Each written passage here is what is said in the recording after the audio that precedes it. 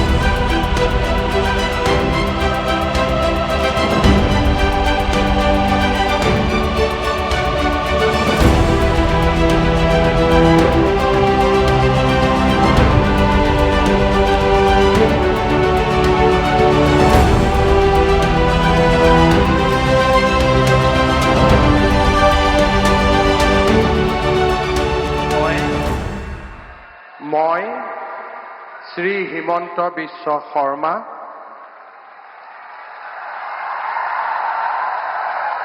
ঈশ্বৰৰ নামত শপত লওঁ যে বিধিৰ দ্বাৰা স্থাপিত ভাৰতৰ সংবিধানৰ প্ৰতি মই প্ৰকৃত বিশ্বাস আৰু আনুগত্য পোষণ কৰিম।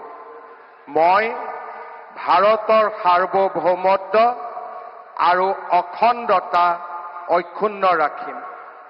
মই অসমৰ মুখ্যমন্ত্ৰী হিচাপে মোৰ কৰ্তব্য বিশ্বস্ততাৰে আৰু শুদ্ধ অন্তঃকৰণেৰে সম্পাদন কৰিম আৰু মই ভয় বা পক্ষপাত, অনুৰাগ বা বিদ্বেষ নোহোৱাকৈ সংবিধান আৰু আইন অনুসাৰে সকলো শ্ৰেণীৰ লোকৰ প্ৰতি ন্যায় আচৰণ কৰিম।